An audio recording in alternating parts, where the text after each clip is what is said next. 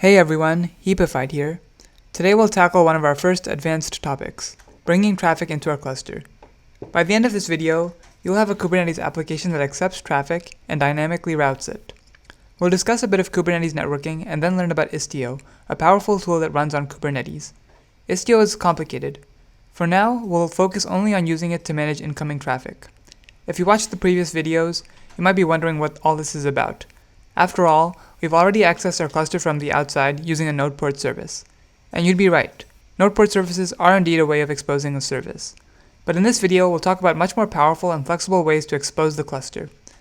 I'll assume you're familiar with very basic networking concepts, like IP addresses and DNS. If you want to follow along, you'll need to have Minikube installed and the code for this demo downloaded, which you can get from GitHub. A quick disclaimer is that we won't think about security here. If you're deploying a real service onto the public internet, you'll probably want more advanced security features. Alright, let's get started. We've already seen that services provide a good way to connect a group of pods. As a quick note, cluster IP services are good for intra-cluster communication, and node port services can work if you have a node with a public IP address. Before moving on to more advanced topics, let's first talk about how these two mechanisms work. First, the cluster IP service. You have two main options for connecting to a cluster IP service. First, environment variables. Kubernetes adds environment variables automatically, telling you how to connect to a service. Let's look at an example. Here I'm running the demo code with our backend image built and my Docker client pointed to Minikube's virtual machine. First, I'll list out the pods using kubectl get pods. Then I can run kubectl exec with the pod name --print-env. This lists all environment variables. You can see that there's a backend service host and a backend service port. Our application can access these environment variables and use them to connect to the service. However, note that if the pods are created before the service object is created, Kubernetes will not be able to set the environment variables while creating the pod. Because of this ordering requirement, environment variables typically are not the preferred way of connecting to a service. The second way is through DNS.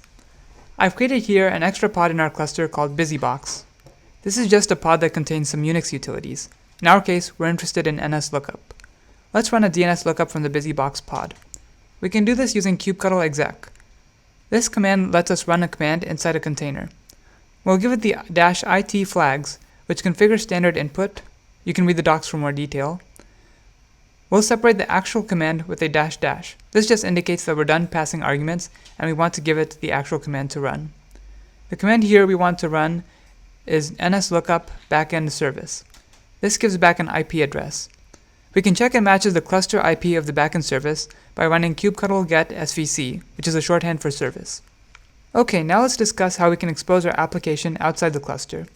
Again, node port services are one valid way to expose traffic. We can also set a service type to load balancer, and the cloud provider will allocate an external IP address. But this only allows us to expose one service per external IP address. What if instead we want to route based on the request? For example, if we had a restaurant app, we might want requests to /menu be sent to a menu service, whereas requests to /reservations should be sent to a reservation service. And we'd like these to be on the same domain and IP address. This is where we'll enlist the help of Istio. Istio has many features such as monitoring, advanced request routing, and enforcing security. We're only going to discuss Istio's Ingress features here. Installing Istio on a cluster can be a bit tricky, and you have several options, but you can follow the directions on their website.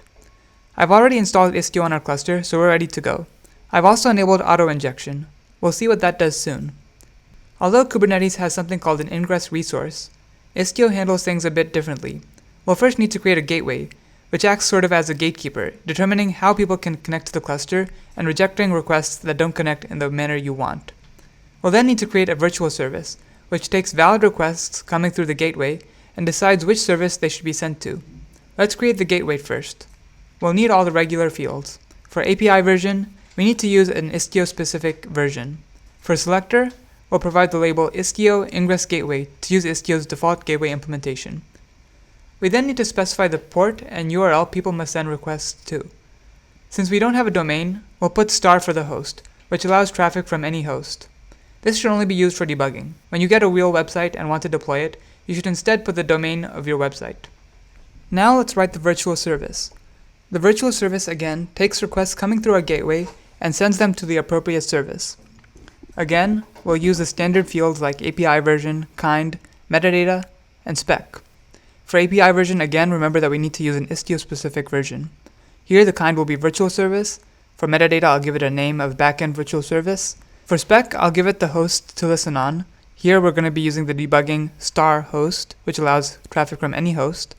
And then we need to specify the gateway that this virtual service should route from. In this case, we'll specify the HTTP gateway we created above. Now we need to specify how HTTP requests should be routed. The match object specifies how requests should be routed and to which service. In this case, we want to match against two prefix URLs. The first URI I'll give it is a prefix of foo, and the second is a prefix of bar. This specifies that any request containing a prefix of /foo or /bar will be matched according to this rule. Now we'll provide the route. The route will specify a destination with a port and a host. The port number here is 8080, and the host will be backend service. So what all of this does is it takes a request coming in to a URI with a prefix of /foo or /bar and directs it to the backend service at port 8080. Now let's apply this object to our Kubernetes cluster, and then we'll see what it does. Let's look at our application to see what we expect to happen. Here I'm listening on 5 URLs. First the root URL, then foo, foobar, and bar. Finally, I'm listening on another path. The another path and the root URL aren't covered by our URI match request, so we shouldn't be able to connect to them when we try to connect through the Ingress gateway. Let's see what happens when I try it in my browser. To get the right IP address and port, I'm going to use Istio's commands to generate the Ingress port, as well as use Minicube's IP address to get the node port. Since we don't have an external load balancer here, Istio defaults to using a node port service internally. So first, let's check that foo is working. Here I'll type in the Minikube IP address followed by the node port that we found earlier, /foo. And you can see it's working, and we see foo, my number is, and a number. Then we can try /foobar, which also works, and finally /bar, which also works. Now let me try connecting to the root. You'll see that this time our connection was terminated because the Ingress gateway does not allow connections to be routed to the backend service when I connect to the root. If I also try another path, you'll see our request is also terminated. Great, now you know how to create an Ingress gateway using Istio. I'd also like to show you one more thing. Remember when I said I turned on auto injection for Istio? Well, this is what it did. If I type kubectl get pods now, you'll see that in my ready field it shows 2 out of 2. This is because Istio is automatically injecting another container into each of the pods that we run. If I run kubectl describe pod and a pod name, you'll be able to see that there's another container called Istio proxy running within our pod. This is not specified in any of the YAML files or anything, it's something that Istio is adding automatically. This container is what connects the pod to Istio's service mesh. The details are beyond the scope of this video. If you're interested, learn more and check out the Istio documentation. If you're interested in more in-depth videos in Istio, please let me know in the comments down below. Thanks for watching and have a great day. Heapified out.